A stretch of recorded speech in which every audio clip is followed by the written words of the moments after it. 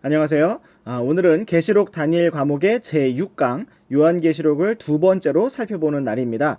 오늘은 지난 시간에 이어서 계시록에 나타난 7교회 중 두 번째 교회인 서머나 교회부터 살펴보도록 하겠습니다. 지난 시간에 7교회의 이름을 첫 글자로 외우는 것을 해보았는데요. 혹시 기억하실까요? 에서, 버두, 사필라라고 말씀을 드렸었습니다. 에베소, 서머나 해서 에서, 버가모, 두아디라, 버두, 사대, 필라델피아, 라오디케아, 사필라 해서 에서, 버두, 사필라입니다. 시작하기 전에 다시 한번 과제를 기억나게 해드리면 다니엘서 2독, 계시록 2독 하시는 것을 잊지 말고 진행해 주시기 바랍니다. 이제 2주 후에는 중간고사 시험입니다. 외우셔야 할 내용이 많을 텐데 다음 주 중에 홈페이지 자료실에 시험 내용을 정리해서 올려드릴 터이니 참조해 주시기 바랍니다. 이제 우리 함께 계시록 2장 8절에서 11절 말씀을 보시겠습니다. 서머나에 있는 교회의 천사에게 쓰라. 처음이요 마지막이며 전에 죽었다가 지금 살아있는 자가 이것들을 말하노라. 내가 내 행위와 환난과 궁핍을 알며 그러나 내가 부요하도다.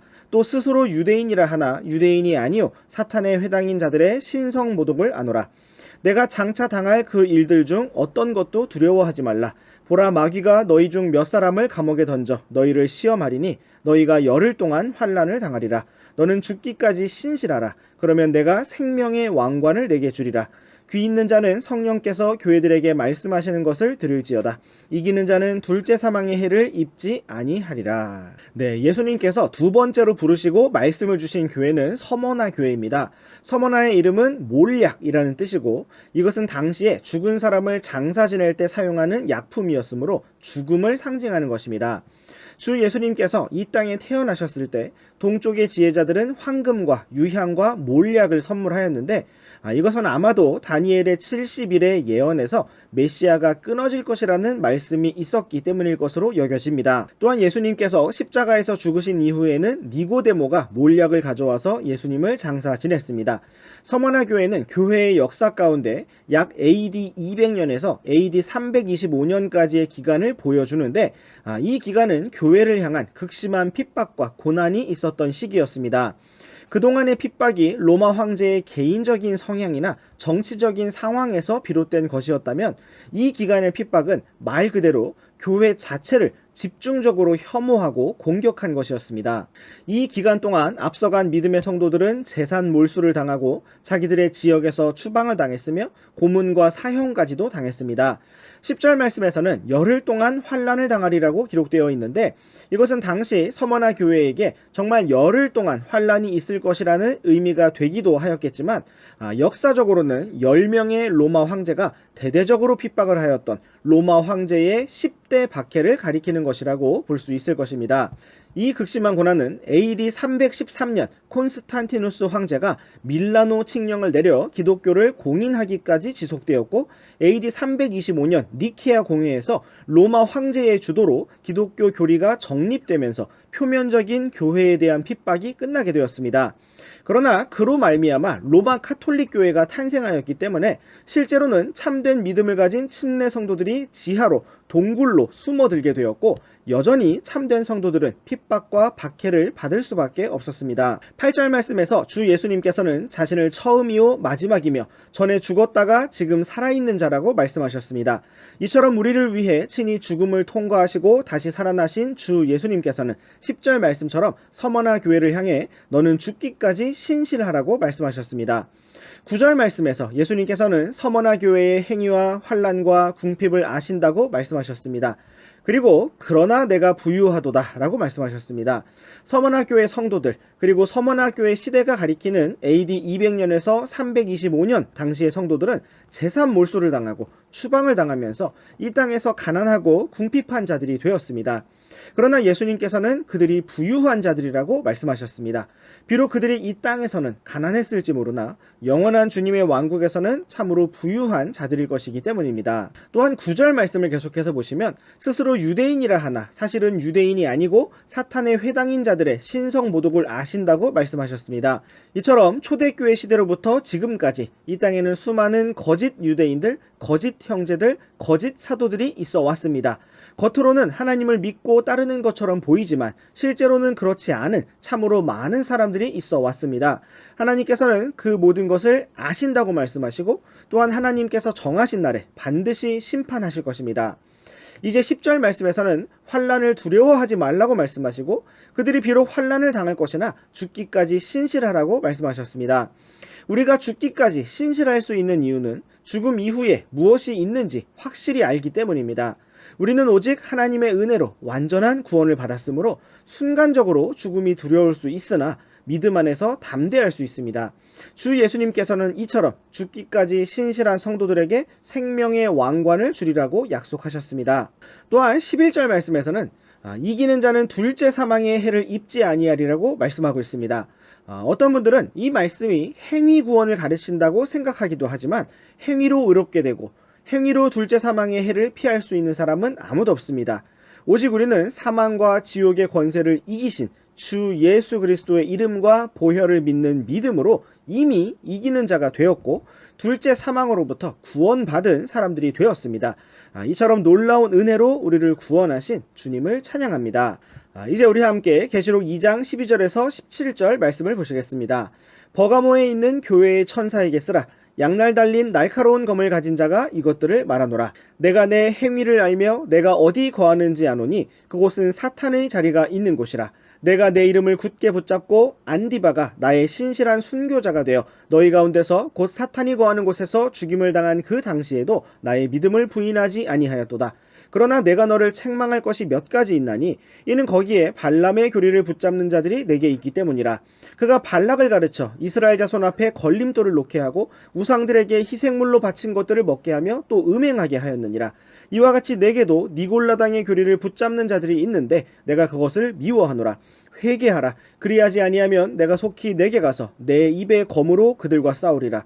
귀 있는 자는 성령께서 교회들에게 말씀하시는 것을 들을지어다. 이기는 자에게는 내가 감추어둔 만나를 먹게 하고 또 흰 돌을 그에게 줄 터인데 그 돌에는 새 이름이 기록되어 있어 그 돌을 받는 자 외에는 아무도 그 이름을 알지 못하느니라. 네, 세 번째로 편지를 받은 교회는 바로 버가모 교회였습니다. 버가모의 뜻은 이중 결혼으로 세상 권력과 결혼하고 타협하여 타락한 교회 시대의 모습을 보여주고 있습니다. 교회 역사 가운데 버가모 시대라고 할 수 있는 기간은 바로 AD 325년에서 AD 500년까지의 기간으로 로마 카톨릭 교회가 조직화되고 체계를 갖추게 된 시기라고 할 수가 있습니다. 12절 말씀에서는 주 예수님께서 양날 달린 날카로운 검을 가진 자라고 말씀하셨는데 이것은 주 예수님께서 친히 하나님의 말씀으로 심판하시는 심판자이심을 보여주고 있습니다. 13절 말씀에서는 주님께서 버가모 교회의 행위를 아시고 또한 그가 거하는 곳을 아신다고 말씀하셨습니다. 이처럼 주 예수님의 책망과 심판의 말씀은 언제나 모든 것을 정확하게 아시는 가운데 이루어지는 것입니다. 버가모 교회가 거하고 있는 곳은 바로 사탄의 자리가 있는 곳이었습니다. 이것은 교회가 심히 타락하여 이 세상의 신이라 불리는 사탄과 연합하게 되었음을 보여주고 있는 것입니다. 교회사 가운데 많은 교회들이 로마 황제와 손을 잡고 정치 권력과 결혼하여 로마 카톨릭이라는 하나의 큰 교회를 이루어 갈 때에도 신실한 침례 성도들은 오직 주 예수 그리스도만이 교회의 머리이심을 붙들고 참된 복음과 독립교회의 길을 걸었으며 신실한 순교자들이 되었습니다. 14절 말씀부터는 버가모 교회를 향한 책망의 말씀들이 등장하고 있습니다. 그것은 먼저 버가모 교회 안에 발람의 교리를 붙잡는 자들이 있었다는 것입니다. 발람은 우리가 지난 학기 모세오경 말씀을 통해 살펴보았던 것처럼 모압 왕 발락의 요청을 받고 이스라엘을 저주하려고 하였지만 오히려 축복을 하게 되었던 점쟁이였습니다. 발람은 하나님께서 축복하신 이스라엘 민족을 저주할 수 없었기 때문에 한 가지 계략을 꾸몄는데 그것은 바로 이스라엘 자손을 바알 부올이라고 하는 바알 숭배 축제에 초대를 하여 그들로 하여금 직접 죄를 짓게 하고 하나님께 직접 심판을 받게 만드는 것이었습니다. 여기에서 발람의 교리가 나타난 것은 교회사 가운데 극심한 핍박과 고난으로 교회와 성도들의 믿음을 꺾을 수 없었던 바로 그 사탄과 로마 제국이 마침내 발람의 가르침을 따라서 발람의 교리를 따라서 성도들을 축제로 우상과의 연합으로 음행으로 이끌었고 타협하게 만들었음을 보여주는 것입니다. 결국 교회는 로마 황제와 로마 제국과 연합하여 결혼한 것처럼 하나가 되었고 마침내 바빌론 신비 종교인 태양신 숭배로 이끌림을 받게 되었던 것입니다. 그들은 태양신의 숭배일이었던 12월 25일을 예수님의 생일 크리스마스로 둔갑시켰고 하늘의 여왕 아스타롯을 섬기던 날을 이스터라고 하는 부활절로 둔갑시켰습니다. 로마 카톨릭 교회는 오늘날에도 마리아와 아기 예수라는 이름으로 하늘의 여왕 세미라미스와 담무스 숭배, 태양신과 달신을 숭배하고 있는데 이것이 바로 교회 안에 들어온 발람의 교리입니다. 또한 15절 말씀에서는 니골라당의 교리가 등장하고 있습니다. 이것은 앞서 에베소 교회에게 주신 말씀에서도 언급되었는데 바로 성직자가 평신도를 지배하는 종교 계급 제도를 의미하는 것입니다. 이건 역시 교황, 추기경, 대주교, 주교 등의 조직 체계를 가지고 있는 로마 카톨릭의 체계라고 할 수 있습니다. 16절 말씀에서는 주 예수님께서 회개하라고 말씀하시고 속히 오셔서 말씀의 검으로 싸우시며 심판하실 것임을 말씀하고 있습니다. 주 예수님께서 말씀의 검으로 싸우시고 심판하시는 모습은 이후에 계시록 19장에서 재림 때의 장면에서 이어지고 있습니다. 17절 말씀에서는 다시 한번 귀 있는 자는 성령께서 교회들에게 말씀하시는 것을 들으라고 강조하고 계시고 이기는 자에게 성도들에게 약속된 영광스러운 것들을 보여주고 있습니다. 그것은 먼저 이기는 자에게 감추어둔 만나를 주어 먹게 하신다는 것인데 신약에서 만나로 나타나신 분은 하늘로부터 오신 생명의 빵이신 주 예수 그리스도이십니다. 이기는 자가 감추어둔 만나를 먹게 된다는 것은 바로 주 예수님을 믿고 구원을 받은 성도가 세상이 알 수 없는 주님과의 교제를 누리게 된다는 의미로 이해될 수 있습니다. 또한 이것은 대환란 때에 이스라엘 자손이 구약의 조상들처럼 초자연적인 방법으로 주님께서 공급하시는 양식을 통해 부양받게 될 것을 예고해주는 말씀이기도 합니다. 또 주님께서는 이기는 자에게 흰 돌을 주신다고 말씀하셨는데 이것은 당시 로마 시대에서 사용되던 흰 돌과 같은 의미로 사용된 것입니다. 로마 시대에는 재판할 때 흰 돌과 검은 돌을 사용했는데 흰 돌은 무죄와 석방을 의미하고 검은 돌은 유죄를 의미하는 것이었습니다. 또한 노예를 자유인의 신분으로 만들어줄 때 그의 이름을 기록한 흰 돌을 주어서 증표로 삼게 하였다고 합니다. 또한 10번 이상 승리한 검투사에게는 챔피언을 의미하는 흰 돌을 수여하였습니다. 이처럼 주 예수님께서 이기는 자에게 새 이름을 기록한 흰 돌을 주신다는 것은 오직 주 예수 그리스도의 이름을 믿고 구원받은 우리에게 무죄함과 자유와 승리를 주셨고 또한 새로운 신분을 주셨음을 의미하는 것입니다. 이러한 놀라운 은혜의 주님을 더욱 알기 원합니다. 이제 우리 함께 계시록 2장 18절과 19절 말씀을 보시겠습니다. 두아디라에 있는 교회의 천사에게 쓰라. 불꽃 같은 눈과 정제된 놋 같은 발을 가진 하나님의 아들이 이것들을 말하노라. 내가 내 행위와 사랑과 섬김과 믿음과 내 인내와 내 행위를 알며 마지막 것이 처음 것보다 더 많음을 아노라. 네 번째로 편지를 받은 교회는 바로 고통의 향기, 끝없는 제사라는 의미를 가진 두아디라 교회입니다. 고통의 향기라는 것은 제사를 지내고 헌물을 태울 때 나는 연기와 향을 말하는 것입니다. 이처럼 두아디라 시대는 교회 역사 가운데 끝없는 제사와 고통의 향기가 피워진 시대라고 할 수가 있겠습니다.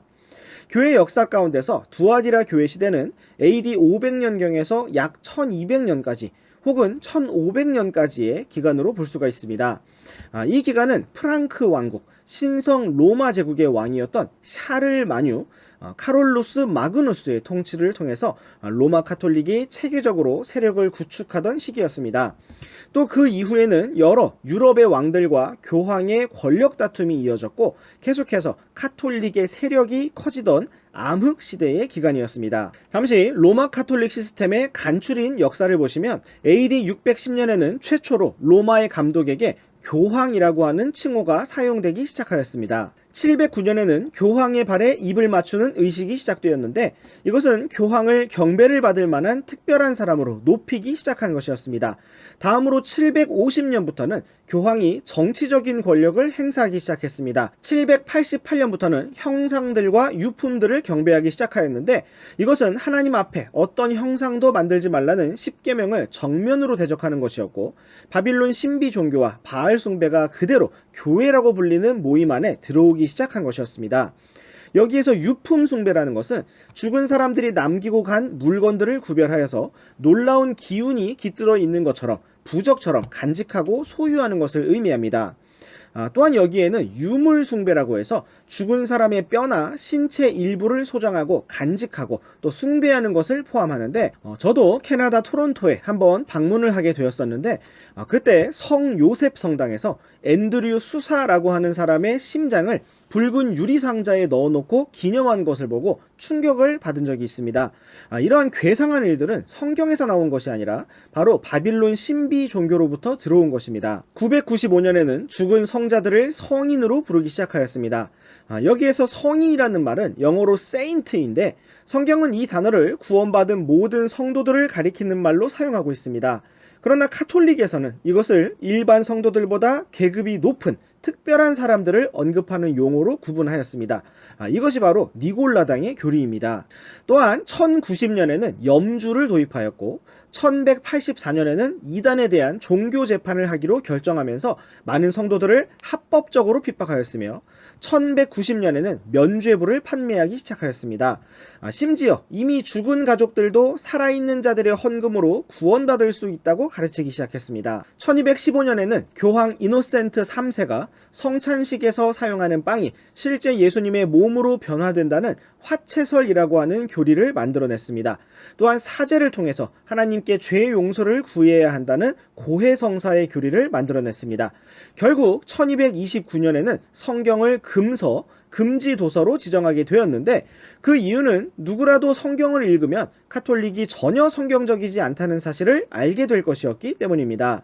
성경에서 두아디라라는 도시의 이름이 처음 등장한 곳은 바로 사도행전 16장에서 바울과 실라가 마케도니아 빌립보에 갔을 때 두아디라시 출신의 자주색 옷감 장수였던 루디아라고 하는 어떤 여자에게 복음을 전한 장면이었습니다. 루디아와 집안 사람들은 구원을 받고 사도들을 잘 대해 주었습니다. 18절 말씀에서는 주 예수님께서 불꽃 같은 눈과 정제된 노 같은 발을 가진 하나님의 아들이시라고 말씀하고 있습니다. 이건 역시 앞서 나타난 표현들처럼 주 예수님께서 재림하시는 심판자이심을 보여주고 있습니다. 이제 우리 함께 계시록 2장 20절에서 23절 말씀을 보시겠습니다. 그럼에도 불구하고 내가 너를 책망할 것이 몇 가지 있으니 이는 내가 이세벨이라는 그 여자를 용납하기 때문이라. 그 여자가 자기를 여대언자라 하며 내 종들을 가르치고 깨어 음행하게 하고 또 우상들에게 희생물로 바친 것들을 먹게 하는도다. 내가 그녀에게 그녀의 음행을 회개할 기회를 주었으나 그녀가 회개하지 아니하였으므로 보라, 내가 그녀를 침상 속으로 던질 것이요 그녀와 함께 간음하는 자들도 만일 자기 행실을 회개하지 아니하면 큰 환난 속으로 던질 것이며 또 내가 사망으로 그녀의 자녀들을 죽이리니 그러면 모든 교회들이 나는 곧 속 중심과 마음을 살피는 자인 줄 알리라. 또 내가 너희 행위에 따라 너희 각 사람에게 주리라. 네, 이 말씀은 두아디라 교회를 향한 책망의 말씀을 기록하고 있습니다. 그중 대표적인 것은 바로 이세벨이라고 하는 여자를 용납한 것이었습니다. 이세벨은 자기를 가리켜 여대언자라 하였고 성도들을 속임수로 가르치고 꿰어서 음행을 하게 하였으며 우상들에게 희생물로 바친 것들을 먹게 한 사람이었습니다. 여기에서 우상들의 희생물을 먹었다는 것은 단지 어떤 음식물을 먹었다는 것이 아니라 우상 숭배에 함께 참여하였다는 것입니다. 처음에 에베소 교회는 거짓 사도들을 분별하고 용납하지 않은 것을 칭찬받았는데 두아디라 교회는 이세벨이라는 거짓 대언자를 용납한 것을 책망받았습니다. 이세벨은 당시 두아디라 지역에서 자기를 여대언자라 주장한 사탄의 일꾼으로서 실존하는 인물이었을 수가 있습니다. 그런데 우리는 성경의 또 다른 곳에서 또 다른 이세벨을 발견할 수가 있는데 바로 시돈 왕 엣바알의 딸이며 아하방의 아내였던 이세벨입니다. 이세벨은 아하방을 부추겨서 많은 죄를 짓게 하였고 이스라엘 땅에 대대적인 바알 숭배를 가지고 들어온 사람이었습니다. 이세벨은 주의 상속 재산을 팔 수가 없다고 말했던 나봇을 거짓 증인들의 입으로 죽이고 포도원을 빼앗기도 하였습니다. 또한 이세벨은 많은 주의 대언자들을 죽였고 엘리야까지도 죽이려고 하였습니다. 당시 엘리야는 이세벨의 말로 인해 두려워하였고 낙담하여 도망을 가기도 하였습니다. 그러나 장차 엘리야가 주 예수님의 재림에 앞서 이 땅에 다시 등장하게 될 때 그는 담대하게 이세벨과의 한판 승부를 벌이게 될 것입니다. 교회 역사 가운데서 이세벨이 상징적으로 보여주는 존재는 바로 로마 카톨릭 교회입니다. 우리는 성경에서 상징적으로 등장하는 3명의 여인을 발견할 수가 있는데, 첫 번째는 하나님과 결혼한 이스라엘 민족입니다. 계시록 12장에서도 이스라엘 민족은 아이를 뵌 한 여자로 나타나고 있습니다. 또한 두 번째 여인은 어린 양의 신부인 교회입니다. 마치 이브가 탄생되기 위해서 아담이 잠들고 옆구리를 열게 되었던 것처럼 주 예수님께서 교회를 탄생시키시기 위해서 십자가에서 죽으시고 손과 발과 옆구리에서 피를 흘리셨습니다. 또한 세 번째로 등장하고 있는 여인은 바로 음녀, 바빌론, 이세벨이라고 불리는 사탄의 교회입니다. 잠시 마태복음 13장 33절 말씀을 참조해 보시면 그분께서 다른 비유를 그들에게 말씀하시되, 하늘의 왕국은 마치 어떤 여자가 가져다가 굵은 가루 서말 속에 숨겨 넣어 마침내 전부를 뜨게 한 누룩과 같으니라 하시니라 라고 말씀하고 있습니다. 예수님께서는 하늘의 왕국에 대한 비유의 말씀들을 해주시면서 굵은 가루 서말 속에 누룩을 숨겨 넣어 마침내 전부를 뜨게 한 어떤 여자에 대해서 말씀하셨습니다. 어떤 사람들은 이 누룩이 복음이라고 생각을 해서 이렇게 온 세상에 복음을 전하자라고 하지만, 성경에서 누룩은 단 한 번도 좋은 뜻으로 나온 적이 없습니다. 누룩은 죄를 가리키고 서기관들과 바리새인들의 교리를 가리키는 것이었습니다. 여기에서 어떤 여자가 누룩을 숨겨 넣었다는 것은 교회 안에 음행과 우상숭배와 발람의 교리와 니골라당의 교리를 집어넣은 로마 카톨릭 음녀를 가리키는 것입니다. 바로 계시록 17장 5절 말씀에서 그녀의 이마에는 신비, 큰 바빌론, 땅의 창녀들과 가증한 것들의 어미라는 한 이름이 기록되어 있더라 라고 기록된 것처럼, 지금은 그 정체가 완전히 드러나지 않은 신비의 바빌론이 한 여자로 표현되어 있습니다. 다시 계시록 2장 21절 말씀으로 돌아와 보시면 주님께서는 심지어 이러한 이세벨을 향해서도 회개할 기회를 주셨다고 말씀하고 있습니다. 그럼에도 불구하고 이세벨은 회개하지 아니하였습니다. 22절 말씀에서는 회개하지 않은 결과로 하나님께서 그녀와 또 함께 간음하는 자들을 큰 환난 속에 던져 넣으실 것이라고 말씀하고 있습니다. 여기에서 큰 환난은 영어로 Great Tribulation 이라고 되어서 바로 우리가 대환난이라고 부르는 그 용어입니다. 이것은 오늘날의 신약교회가 대환난을 통과하게 된다라는 말씀이 아니라, 앞서 보았던 것처럼 음녀 바빌론이 로마 카톨릭이 대환난 가운데 떨어지게 될 것임을 예언하고 있는 것입니다. 또한 23절 말씀에서는 사망으로 그녀의 자녀들을 죽이시겠다고 말씀하고 있는데, 이것은 로마 카톨릭과 신비의 바빌론에 대한 심판을 예고하고 계시는 것입니다. 또한 우리는 교회의 역사 가운데 이러한 대대적인 사망 사건을 발견할 수가 있는데, 그것은 1300년대 중반 유럽을 휩쓸며 약 7500만 명에서 2억의 인구를 죽게 만들었던 흑사병입니다. 이와 같이 우리는 장차 대환란의 기간에 수많은 사람들이 죽게 될 것을 계시록 말씀을 통해 미리 볼 수가 있습니다. 23절 말씀의 끝부분에서는 주 예수님께서 어떻게 심판하시는 분인지를 가르쳐주고 있는데, 먼저 속 중심과 마음을 살피시는 분이시며 또한 각 사람의 행위에 따라 주시는 분이심을 말씀하고 있습니다. 마음과 생각이 어떠하였는가를 보실 뿐만 아니라 실제로 어떤 말과 행동을 하고 어떤 삶을 살았는가에 따라 각 사람에게 주시는 분이시라고 말씀하고 있는 것입니다. 그러므로 우리의 마음과 생각이 늘 주님 앞에서 바르게 새롭게 되기를 원하고, 또 우리가 주님과 동행하는 가운데 말과 행실 속에서 주님께서 기뻐하시는 삶으로 나아가기를 원합니다. 이제 우리와 함께 계시록 2장 24절에서 29절 말씀을 보시겠습니다. 그러나 내가 너희와 두아디라에 있는 남은 자들, 즉 이 교리를 가지지 아니하고 그들이 말하는 대로 사탄의 깊은 곳을 알지 아니한 모든 자들에게 말하노니, 내가 다른 어떤 짐도 너희에게 지우지 아니하리라. 다만 너희가 이미 가지고 있는 것을 내가 갈 때까지 굳게 붙잡으라. 이기고 나의 행위를 끝까지 지키는 자에게는 내가 민족들을 다스릴 권능을 주리니, 그가 쇠 막대기로 그들을 다스리며 토기장이의 그릇같이 부수어 산산조각 내리라. 이것은 마치 내가 내 아버지에게 받은 권능으로 하는 것과 같으니라. 또 내가 그에게 새벽별을 주리라. 귀 있는 자는 성령께서 교회들에게 말씀하시는 것을 들을지어다. 아멘. 네, 24절 말씀은 그러나 라는 접속사로 시작되면서 이제 주 예수님께서 말씀하시는 대상이 바뀌었음을 보여주고 있습니다.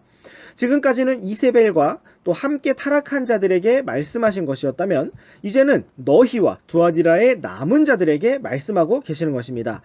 여기에 나타난 너희는 바로 두아디라에 있는 남은 자들, 곧 발람의 교리, 니골라당의 교리, 이세벨의 교리를 가지지 아니하고 사탄의 깊은 곳을 알지 아니한, 사탄의 일들에 참여하지 아니한 모든 자들에게 이 말씀을 주신다고 말씀하고 있는 것입니다. 특별히 우리는 교회 역사 가운데 두아디라 시대의 믿음을 지켰던 수많은 신실한 믿음의 성도들을 볼 수가 있습니다.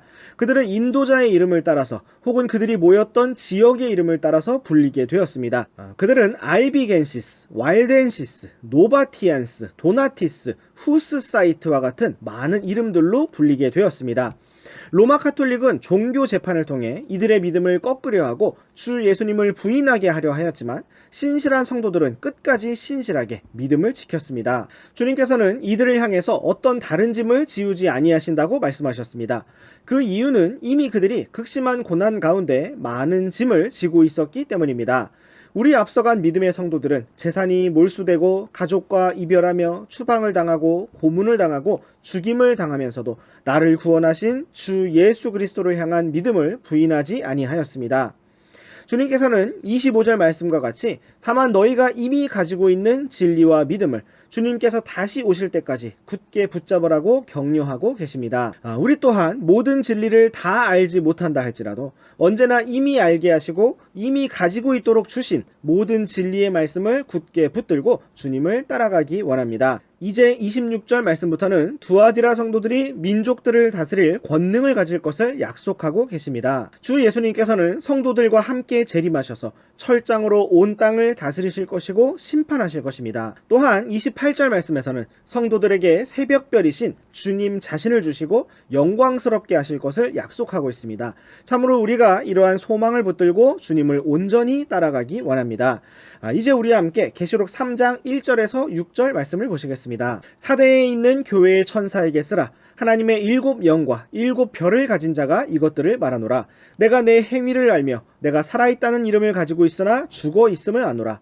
너는 깨어 있으면서 아직 남아 있으나 죽으려 하는 것들을 강하게 하라. 내가 하나님 앞에서 내 행위가 완전함을 발견하지 못하였나니 그러므로 내가 어떻게 받았고 들었는지 기억하며 굳게 붙잡고 회개하라. 그러므로 만일 내가 깨어있지 아니하면 내가 도둑같이 내게 가리니 내가 어느 시각에 내게 갈지 내가 알지 못하리라. 사대에도 자기 옷을 더럽히지 아니한 몇 이름이 내게 있어 그들이 흰옷을 입고 나와 함께 걸으리니 이는 그들이 합당한 자들이기 때문이라. 이기는 자 바로 그 자는 흰옷을 입을 것이요 내가 그의 이름을 생명책에서 지워버리지 아니하고 그의 이름을 내 아버지 앞과 그분의 천사들 앞에서 시인하리라. 귀 있는 자는 성령께서 교회들에게 말씀하시는 것을 들을지어다. 네, 5번째로 편지를 받은 교회는 붉은 자들, 남은 자들이라는 뜻을 가진 사대 교회입니다. 붉은 자들이라는 것은 많은 성도들이 피를 흘린 교회의 역사를 보여주고 또한 남은 자들이라는 것은 끝까지 믿음을 타협하지 않고 지켜낸 성도들을 보여주는 것입니다. 마치 하나님께서 엘리야 시대에 바알에게 무릎 꿇지 않은 7,000명의 사람들을 남겨두셨던 것처럼 하나님께서는 역사 가운데 언제나 자신들의 성도들을 보존하고 계셨고 오늘날 이 시대에도 여전히 믿음의 사람들을 남겨두셨습니다. 교회 역사 속에서 4대 교회 시대는 약 AD 1200년에서 1500년까지 종교개혁 이전까지의 시대를 가리키는 것입니다. 여전히 로마 카톨릭의 핍박이 극심하였지만 믿음의 남은 자들이 믿음의 선한 싸움을 싸우며 다음 세대에게 믿음을 전달하기 위해서 힘쓰고 있었습니다. 프랑스 리옹에는 성경을 일상어로 번역하고 거리에서 진리를 외쳤던 피터 왈도가 있었고 그와 함께 믿음의 길을 가던 왈덴시스라 불린 한 무리의 성도들이 있었습니다. 또한 이 시대에 존 위클리프는 성경을 가지고 로마 카톨릭의 잘못된 관점을 지적하고 개혁하고자 하였고 롤라즈라고 불리는 수십 명의 설교자들을 훈련하였습니다. 존 후스는 보헤미아 부근에서 진리의 말씀을 외쳤습니다. 사보나롤라는 카톨릭 사제였지만 이탈리아 거리에서 성경을 외치는 사람이었습니다.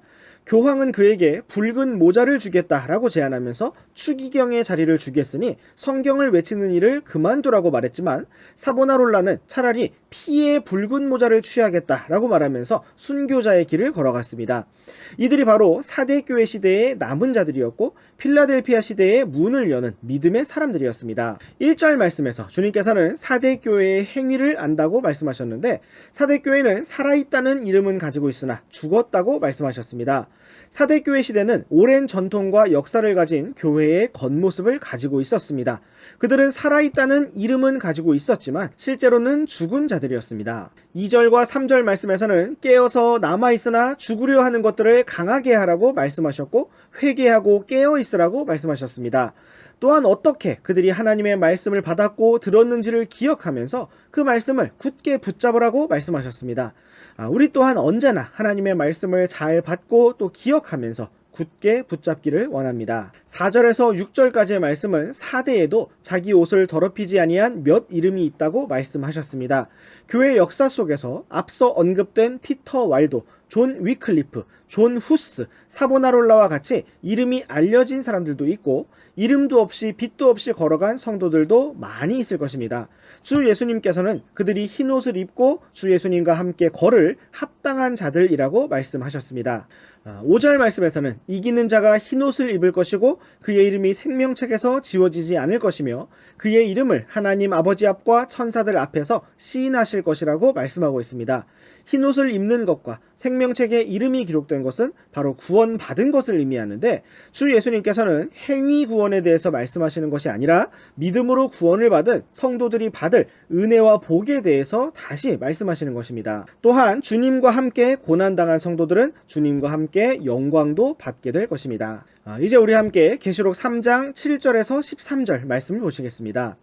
필라델피아에 있는 교회의 천사에게 쓰라. 거룩한 자, 진실한 자, 다윗의 열쇠를 가진 자가 이것들을 말하노라. 그가 열면 아무도 닫지 못하고 그가 닫으면 아무도 열지 못하느니라. 내가 내 행위를 아노라. 보라, 내가 내 앞에 열린 문을 두었으니 아무도 그것을 닫을 수 없느니라. 내가 적은 힘을 가지고도 내 말을 지켰고 내 이름을 부인하지 아니하였도다.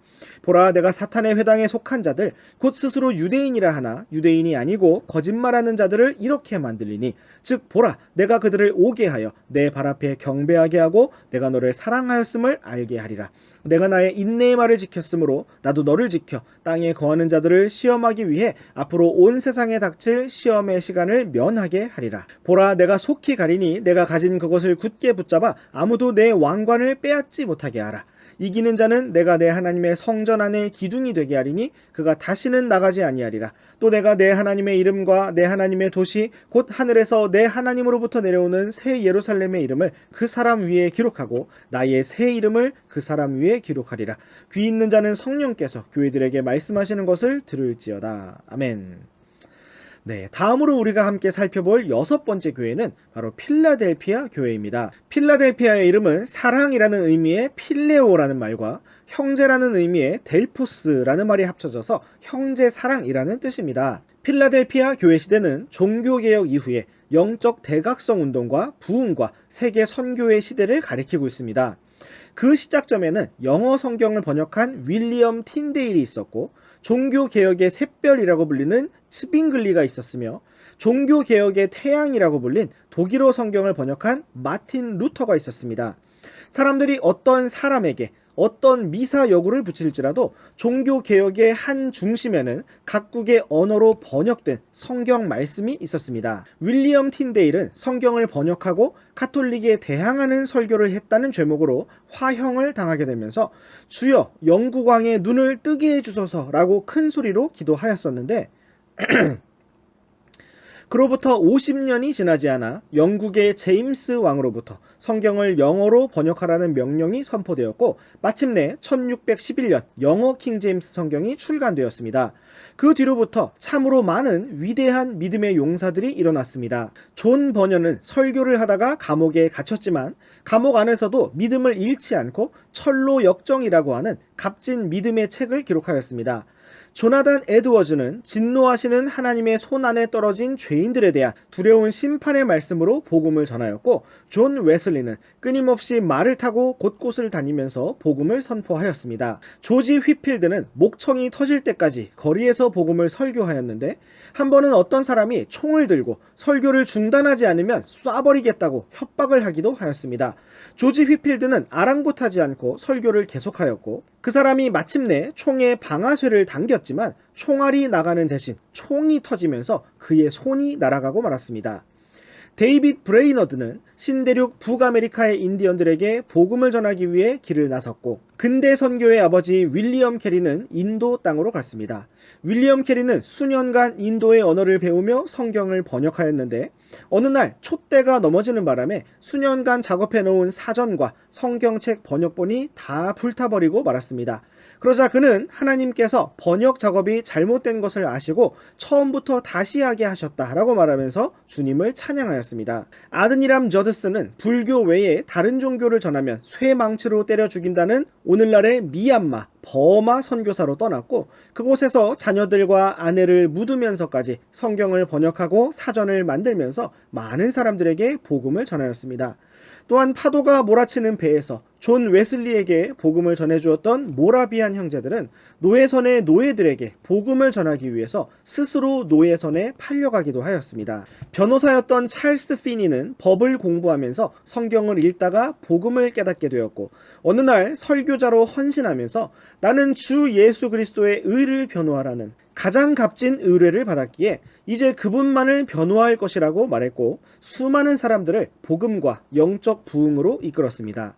알코올과 도박 중독자였던 조지 뮬러는 오직 기도의 응답만으로 고아원을 운영하며 수많은 이들을 하나님 아버지께로 인도하였고, 존 넬슨 다비는 신실한 성경 연구로 세대주의와 전천년주의 교리를 체계적으로 정리하기 시작하였습니다. 데이빗 리빙스턴은 복음을 전하기 위해 아프리카로 떠났고, 허드슨 테일러는 중국으로 떠났습니다. 그 뒤를 이어서 영국의 유명한 크리켓 선수이자 부유한 가문의 아들이었던 찰스 스터드는 주 예수 그리스도, 하나님께서 나를 위해 죽으신 것이 사실이라면 그 어떤 헌신도 희생이라고 말할 수 없다라는 말을 남기고 모든 재산과 상속을 다 내려놓고 중국으로 떠났습니다. 또한 그 뒤를 이어 당시 올림픽 육상 경기에 세계 신기록을 세웠던 에릭 리들 또한 중국으로 떠났고, 그곳에서 생을 마감할 때까지 복음을 전하였습니다. 이러한 필라델피아 교회 시대에는 10대 청소년의 나이 때부터 하나님의 말씀을 설교하였던 설교의 황태자라 불리는 찰스 스펄전이 있었고, 비록 초등학교 교육밖에 받지 못했지만 수많은 사람을 복음으로 인도한 D.L. 무디가 있었습니다. 그 뒤로 무디의 설교를 즐겨 들었던 성경학자 토레이가 일어났고, 밥 존스 시니어가 일어났습니다. 이 외에도 유명한 야구 선수였지만 자신의 젊음을 들여 복음을 선포했던 빌리 썬데이가 있었고, 북을 들고 거리의 가난한 자들에게 나아가서 복음을 선포했던 구세군의 창시자 윌리엄 부스가 있었습니다. 또한 태어난 지 6주 만에 시력을 잃었지만 평생토록 주님을 바라볼 그 날을 소망하며 찬송시를 적었던 페니 크로스비 자매님이 있었습니다. 주님께서는 이들 앞에 아무도 닫을 수 없는 열린 문을 주셨고, 이들은 적은 힘을 가지고도 주님의 말씀을 지키며 주 예수님의 이름을 부인하지 아니하였습니다. 필라델피아 시대의 열린 문을 통해서 우리나라에도 복음이 전달되었고, 오늘날 우리 또한 창조주 하나님을 아버지라 부르며 나의 주님으로 부르며 믿고 따를 수가 있게 되었습니다. 우리 또한 힘이 적고 능력이 부족할지라도 주님을 사랑하고 형제들을 사랑하면서 주님의 말씀을 지켜내고 주님의 이름을 선포하는 복된 믿음의 길로 걸어가기를 원합니다. 계속해서 9절 말씀을 보시면 주님께서는 사탄의 회당에 속한 자들이 필라델피아 교회 앞에 무릎을 꿇고 경배하게 될 것이라고 말씀하셨습니다. 이것은 장차 큰 바빌론, 로마 카톨릭이 주님 앞에 무릎을 꿇고 굴복하게 될 것을 말씀하시는 것이고, 역사적으로는 종교개혁 이후에 참된 믿음의 교회들이 강력하게 일어나게 될 것을 말씀해 주신 것이었습니다. 계속해서 10절 말씀을 보시면 그들이 인내의 말씀을 지킨 결과 주님께서도 그들을 시험의 시간으로부터 지키실 것이라고 말씀하셨습니다. 그 시험의 시간은 온 세상에 임하여 땅에 거하는 자들을 시험하는 기간이라고 말씀하고 있습니다. 이 말씀은 먼저 교회가 대환란으로부터 지켜질 것임을 말씀하시는 것이고, 대환란이 시작되는 시점이 필라델피아 교회 시대가 아니라 바로 그 뒤의 시대인 라오디게아 교회 시대의 마지막 때부터임을 의미하는 것입니다. 11절 말씀에서는 다시 한번 주님께서 속히 오실 것을 약속하시면서 우리가 가진 믿음과 진리를 굳게 붙잡아서 아무도 왕관과 보상을 빼앗지 못하게 하라고 말씀하고 있습니다. 이것은 우리가 주님으로부터 받기로 계산된 많은 상급과 보상을 잃어버리게 될 수도 있음을 의미하는 것입니다. 그러므로 우리가 과거에 어떤 헌신을 했고 어떤 일을 했느냐가 중요한 것이 아니라 바로 오늘 그리고 끝까지 어떻게 주님을 잘 따르는가가 참으로 중요합니다. 12절과 13절 말씀은 다시 한번 이기는 자에 대해 언급하시면서 구원받은 성도들, 주님과 함께 승리한 성도들이 누릴 복에 대해서 말씀하고 있습니다. 우리의 이름이 새 예루살렘에 기록될 것이고 우리가 하나님의 성전의 기둥이 될 것이라고 말씀하셨습니다. 이러한 영광과 안식의 날을 바라보면서 주님 앞에 서서 잘했다 칭찬을 받는 그 순간까지 주님만을 굳게 붙잡는 우리 모두가 되기를 원합니다. 이제 우리 함께 계시록 3장 14절에서 22절 말씀을 보시겠습니다. 라오디게아 사람들 교회의 천사에게 쓰라. 아멘이요 신실하고 진실한 증인이요 하나님의 창조를 시작한 자가 이것들을 말하노라. 내가 내 행위를 아노니 내가 차지도 아니하고 뜨겁지도 아니하도다. 나는 내가 차든지 뜨겁든지 하기를 원하노라.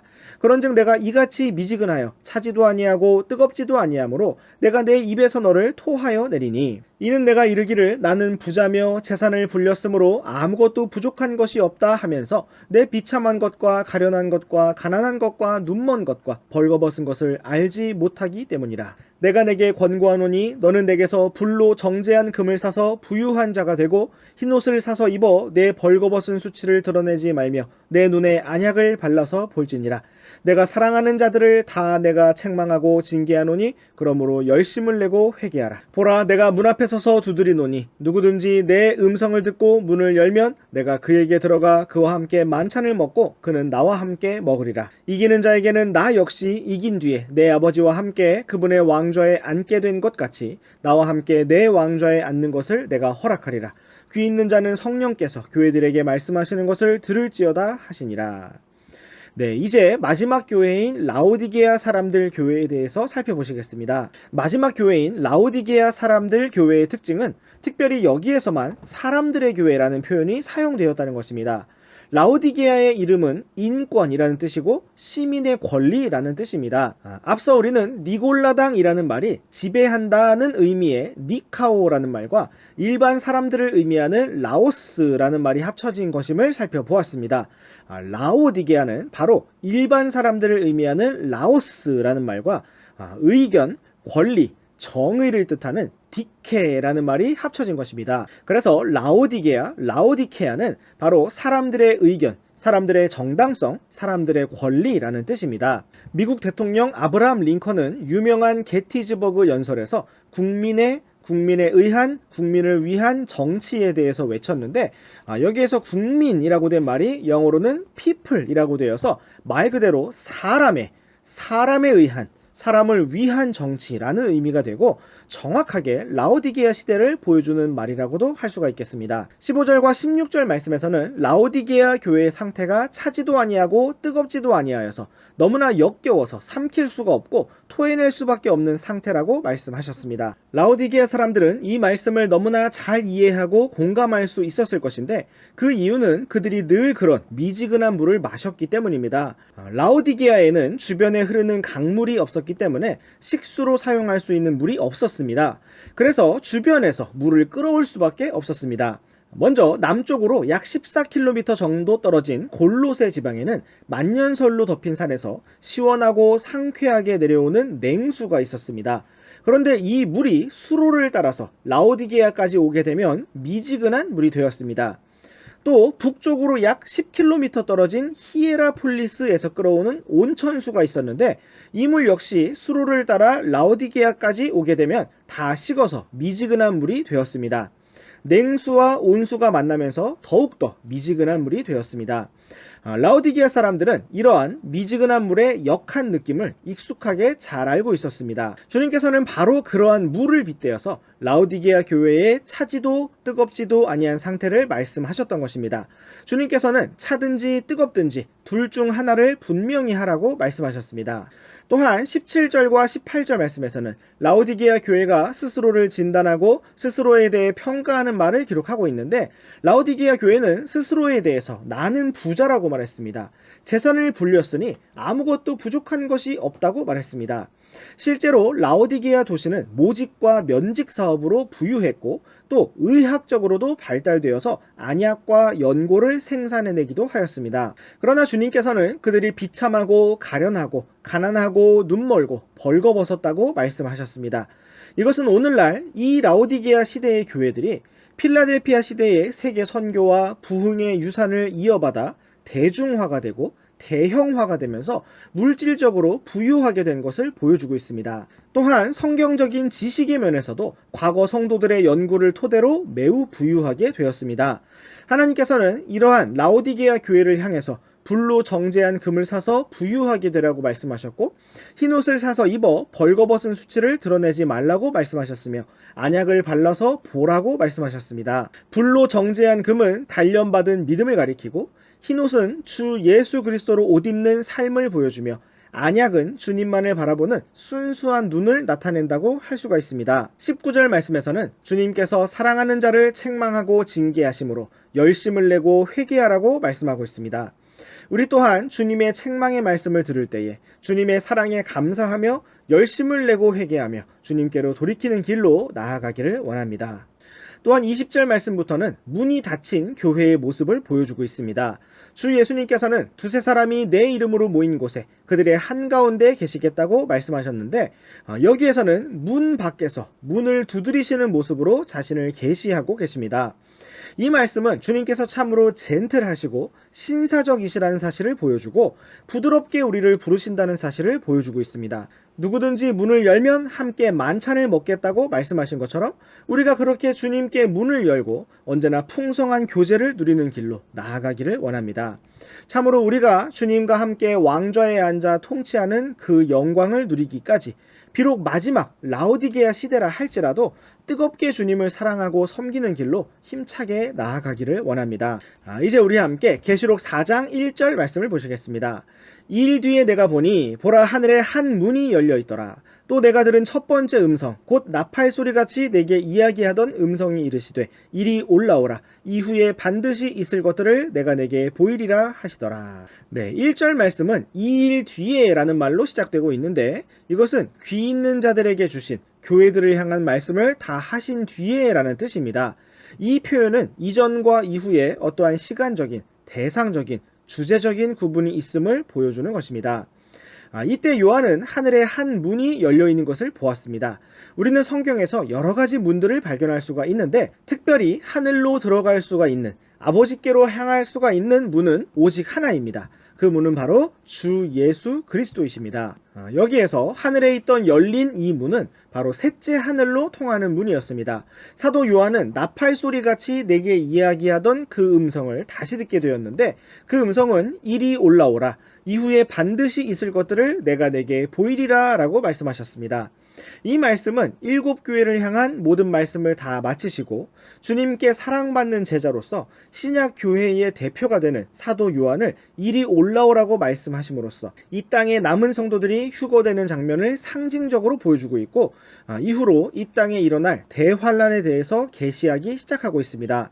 어떤 분들은 교회가 대환란을 통과할 것이라는 환란 통과서를 가르치기도 하고, 성결하고 거룩한 행위로 믿음의 삶을 잘 살았던 성도만 휴거되고 그렇지 못한 성도들은 남을 것이라는 부분 휴거서를 주장하기도 합니다. 그러나 그렇게 행위를 기준으로 휴거의 자격을 논한다는 것 자체가 큰 잘못입니다. 누군가가 자기의 의로운 행위로 휴거를 받고 대환란을 면해야 한다면 과연 이 땅에서 누가 하나님 앞에서 자기가 휴거받을 자격이 있다고 말할 수가 있을까요? 우리의 믿음의 삶의 근거와 중심은 언제나 주 예수 그리스도이시지 우리 자신의 행위가 될 수 없습니다. 계속해서 계시록 말씀을 살펴보면 사도 요한에게 이리 올라오라고 말씀하신 이후로 어린 양의 혼인잔치가 있기 전까지 교회가 다시 언급되고 있지 않은 것을 볼 수가 있습니다. 그러므로 우리는 대환란의 시기에 교회가 이 땅이 아닌 하늘에 있을 것임을 알 수가 있고, 이 땅에서의 환란은 예레미야 30장 7절 말씀에서 야곱의 고난의 때라고 언급된 것처럼 이스라엘 민족을 중심으로 일어나는 일이라는 사실을 알 수가 있습니다. 이처럼 이 땅에서 대환란이 일어나는 기간 동안 하늘에서는 그리스도의 심판석과 어린 양의 혼인 잔치가 있을 것입니다. 그리고 그 이후에 예수님과 성도들이 지상 재림하여 아마겟돈 전쟁에서 승리할 것이고 천년 왕국이 시작될 것입니다. 이제 우리 함께 계시록 4장 2절에서 4절 말씀을 보시겠습니다. 즉시 내가 영안에 있었는데 보라, 하늘에 한 왕좌가 놓여 있고 그 왕좌에 한 분이 앉아 계시더라. 앉으신 분의 모습은 벽옥과 홍보석 같고 왕좌 둘레에 보기에 에메랄드 같은 무지개가 있으며 또 그 왕좌 둘레에 24자리가 있더라. 내가 보니 그 자리들에 24 장로가 흰옷을 입은 채 앉아 있는데 그들이 머리에 금 왕관을 썼더라. 요한은 이리로 올라오라는 말씀을 들은 즉시로 영안에 있게 되었습니다. 그의 몸은 여전히 밤모섬에 그대로 남아 있을 것이지만 그의 영은 셋째 하늘로 올라가게 되었습니다. 사도 바울은 셋째 하늘에 올라가서 사람이 말하면 법에 어긋나는 것들을 보고 들었지만 요한은 그것을 말하고 기록할 수 있도록 허락되었습니다. 또한 허락만이 아니라 그렇게 하도록 명령을 받았습니다. 여기에서 사도 요한은 셋째 하늘에 있는 한 왕좌를 보았고 한 분이 앉아 계신 것을 보았습니다. 바로 그분은 삼위일체 하나님이셨습니다. 8절 말씀에서는 하늘의 네 짐승이 밤낮 쉬지 않고 거룩하다 거룩하다 거룩하다 주 하나님 전능자여 하고 3번에 걸쳐 거룩하다는 말을 하면서 하나님을 찬양하고 있습니다. 이러한 광경은 대언자 이사야가 보았던 것과 비슷한 것으로 거룩하다는 3번의 찬양이 삼위일체 하나님을 향해 울려 퍼지고 있습니다. 3절 말씀에서는 왕좌에 앉으신 분의 모습을 묘사하고 있는데 벽옥과 홍보석 같다고 기록하고 있습니다. 이러한 보석들이 등장한 성경 말씀들은 대제사장의 의복 중 흉패를 설명할 때, 그리고 사탄 루시퍼에 대해 설명할 때, 그리고 새 예루살렘에 대해 설명할 때입니다. 벽옥과 홍보석은 하나님의 영광과 관련하여 사용되었고 사탄도 타락하기 이전에 이러한 것들을 소유하였습니다. 또한 그분의 왕좌 둘레에는 에메랄드 같은 무지개가 있었다고 기록하고 있습니다. 하나님은 빛이시기 때문에 그분의 왕좌 주위에는 무지개처럼 빛이 비치고 있었습니다. 무지개는 하나님께서 노아에게 주셨던 언약의 증표이기도 합니다. 4절 말씀에서는 왕좌 둘레에 24자리가 있었고 24 장로가 있었다고 기록하고 있습니다. 그들은 흰옷을 입은 채 앉아 있었고 머리에 금 왕관을 쓰고 있었습니다. 구약 성경에서 장로라는 표현은 이스라엘 안에서 백성들을 인도하는 사람들을 가리키는 말이었습니다. 신약 성경에서는 교회를 감독하는 목사들을 장로들이라고 부르기도 하였습니다. 베드로와 요한도 역시 각각의 서신서에서 자신을 장로라고 소개하기도 하였습니다. 여기에서 요한은 셋째 하늘에서 하나님의 왕좌 주변에 있던 24명의 장로들을 보았습니다. 이 사람들이 누구인지는 이름이 기록되어 있지 않기 때문에 알 수가 없습니다. 만약 여기에 사도 요한 자신이 포함되어 있었더라면 미래의 자기 자신의 모습을 본 것일 텐데 이들이 누구인지에 대해서는 전혀 기록하고 있지 않습니다. 다만 우리는 계시록 21장에 등장하는 새 예루살렘에 대한 묘사에서 아주 조금의 단서를 찾을 수가 있는데 그것은 바로 새 예루살렘의 12문들 위에 이스라엘 12지파의 이름이 새겨져 있고 또한 12기초 안에는 어린 양의 12사도의 이름이 새겨져 있다는 것입니다. 24 장로라는 것은 어쩌면 구약과 신약을 대표하는 각각 12명씩의 사람들인 이스라엘의 12지파를 구성한 야곱의 12아들과 예수님의 12사도가 아닐까 하는 정도로 추측을 해볼 수가 있을 것입니다.